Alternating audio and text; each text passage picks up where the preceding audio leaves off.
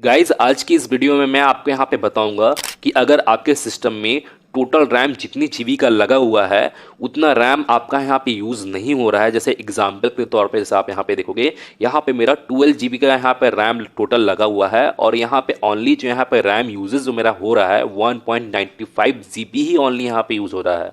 या by the way आपके case में ओनली 6 जीबी यूज़ होता है या 2 जीबी यूज़ हो रहा है या 4 जीबी यूज़ हो रहा है। मेरे कहने का मतलब ये है कि टोटल रैम में से कुछ ही जीबी ही आपका यहाँ पे ओनली यूज़ हो रहा है, मैंने टोटल रैम आपके यहाँ पे यूज़ नहीं हो रहा आपके सिस्टम में। तो आप इस प्रॉब्लम को परमानेंटली किस तरह से और कैसे सॉल्व करोगे मैं आपको बहुत इजी तरीके से आगे बताने वाला हूं। और मैं आपको यहाँ पे टू डिफरेंट मेथड्स में आपको यहाँ पे बताना हूं और उन मेथड्स को आप कोई भी विंडोज पर आप यहाँ पे अप्लाई कर सकते हो। तो यहाँ पे इस प्रॉब्लम को सॉल्व करने के लिए जैसे मैं आपको बताया था कि मैं आपको यहाँ पे दो डिफरेंट मेथड्स में आपको यहाँ पे बताऊंगा। तो मैं आपको यहाँ पे सबसे पहला मेथड बताता हूँ। आपको करना क्या है कि आपको अपने कीबोर्ड में विंडोज प्लस आर बटन को प्रेस कर आपको यहाँ पे अपने रन प्रोग्राम को ओपन कर लेना है।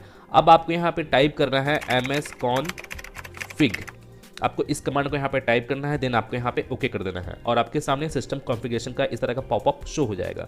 अब आपको यहाँ पे सेकंड नंबर ऑप्शन बूट वाले ऑप्शन पे चले जाना है और आपका जो भी करंट ऑपरेटिंग सिस्टम आप यहाँ पे यूज़ कर रहे हो, आप यहाँ पे उस ऑपरेटिंग सिस्टम को आप यहाँ पे सिलेक्ट कर लीजिए। जैसे मैं यहाँ पे 11 यूज़ कर रहा हूँ, विंडोज़ 11, तो मैं यहाँ पे करंट ऑपरेटिंग सिस्टम विंडोज़ 11 को सिलेक्ट कर लिया हूँ। अब आपको यहाँ पे एडवांस ऑप्शन पे आपके यहाँ पे चले जाना है।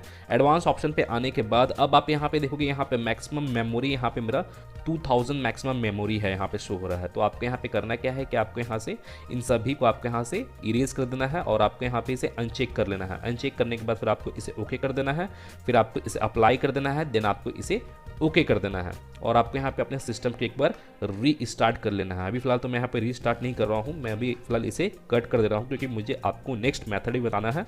जैसे अब मैं आपको यहाँ पे सेकंड मेथड भी बता देता हूँ। आपको करना क्या है, जैसे मैं आपको यहाँ पे दिखाता हूँ। जैसे आप यहाँ पे मेरे नोटपैड में देखोगे, आपको ये मेरा पाथ आपको यहाँ पे शो हो रहा होगा। ये मेरा रजिस्ट्री एडिटर का यहाँ पे पाथ आपको यहाँ पे शो हो रहा होगा और मैं इस पाथ को अपने इस वीडियो के डिस्क्रिप्शन में भी दे दिया हूँ, तो आप जाकर वहाँ से आप इसे कॉपी कर सकते हैं। जैसे मैं यहाँ से इसे अपने नोटपैड से कॉपी कर लिया हूँ। कॉपी कर लेने के बाद अब अपने स्टार्ट मेन्यू में जाना है और आपको यहाँ पे करना क्या है कि अब आपको यहाँ पे टाइप करके मैंने सर्च करना है रजिस्ट्री एडिटर।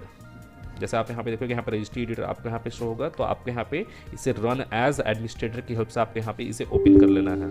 ओपन हो जाने के बाद जो आप वहाँ से पाथ कॉपी किए थे, तो आपको उस पाथ को आपको यहाँ पे पेस्ट कर देना है। जैसे मैं यहाँ पे इसे पेस्ट कर देता हूँ, उस पाथ को आपको यहाँ पे पेस्ट कर देना है और आपको यहाँ पे इंटर प्रेस करना है, तो आप डायरेक्टली उस पाथ पे आप यहाँ पे रीडायरेक्ट हो जाओगे। अब आपको यहाँ पे करना क्या है, जैसे आप यहाँ पे देखोगे, यहाँ पे आपको ये ऑप्शन आपको यहाँ पे शो हो रहा होगा, डिवर्ट फाइल आपको यहाँ पे शो हो रहा होगा, clear page file eight shutdown का। जैसे आप यहाँ पे देख सकते हो रजिस्ट्री डिवर्ट फाइल, तो आपको इसके ऊपर राइट क्लिक करके आपको इसे मॉडिफाई करना है और यहाँ पे जो वैल्यू डेटा है यहाँ पे मेरा 0 है, तो आपको यहाँ पे इसे 1 कर लेना है। 1 कर लेने के बाद फिर आपको इसे ओके कर देना है। ओके कर देने के बाद फिर आपको सारे फोल्डर को जो यहाँ पे ओपन हुए थे, तो आपको यहाँ पे इन सभी को आपको यहाँ पे क्लोज कर देना है। फिर आपको इसे कट करना है और एक बार आपको अपने सिस्टम को एक बार रीस्टार्ट कर लेना है और रीस्टार्ट करने के बाद फिर मैं आपको यहाँ पे दिखाता हूँ कि यहाँ पे मेरा जो रैम यूजेस है वो यहाँ पे चेंज हुआ है कि नहीं हुआ है। तो रीस्टार्ट हो जाने के बाद अब मैं आपको अपने सिस्टम के अबाउट सेक्शन में जाकर दिखाता हूँ कि यहाँ पे मेरा रैम यूजेस कितना हो रहा है। तो उसके लिए आपको करना क्या है कि आपको अपने कीबोर्ड में ही विंडोज़ प्लस आई बटन को प्रेस करके आपको यहाँ पे अपने विंडोज़ के सेटिंग्स को आपको यहाँ पे ओपन कर लेना है। ओपन होने के बाद फिर आपको यहाँ पे सिस्टम वाले ऑप्शन पे आपको यहाँ पे चले जाना है। सिस्टम वाले ऑप्शन पे आने के बाद फिर आपको इसको स्क्रॉल डाउन करना है। अब आप यहाँ पे देखोगे, यहाँ पे अबाउट सेक्शन आपको यहाँ पे शो होगा, तो आपको यहाँ पे अपने विंडोज़ को मैंने अपने सिस्टम के अबाउट सेक्शन में जाना है।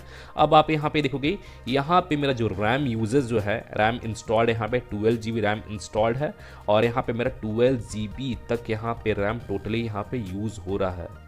ठीक है, जैसे आप यहाँ पे देख सकते हो, पहले यहाँ पे 1.95 यूजेस यहाँ पे शो हो रहा था, मैंने ओनली 1.95 ही यहाँ पे यूज़ हो रहा था। जो मेरा रैम था कम्प्लीटली यहाँ पे रैम यूज़ नहीं हो रहा था। अब मेरा यहाँ पे जो कम्प्लीटली 12 GB का जो रैम है वो यहाँ पे कम्प्लीटली यहाँ पे यूज़ हो रहा है। तो ये जो प्रॉब्लम है, ये प्रॉब्लम आप यहाँ पे सॉल्व कर सकते हो इन स्टेप्स से। और गाइज, अगर आप अभी तक मेरे अदर सोशल मीडियाज़ को फॉलो नहीं किए, ज्वाइन नहीं किए, जल्दी जाकर ज्वाइन कर ले, फॉलो कर ले, क्योंकि मैं वहाँ पे बहुत सारा वीडियो कंटेंट और बहुत सारा इंपॉर्टेंट सॉफ्टवेयर वगैरह डालता रहता हूँ जो आपको हमेशा कभी ना कभी काम में ही आएगा और आपको सभी का लिंक मेरे इस वीडियो के डिस्क्रिप्शन में देखने को मिल जाएगा। तो गाइज, मैं फिर मिलता हूँ नेक्स्ट वीडियो में। Till then and bye bye. और एक बात और, सब्सक्राइब बटन पे 2-3 फैट लगा दीजिएगा जिससे सब्सक्राइब हो जाए और घंटी वंटी गिर जाए।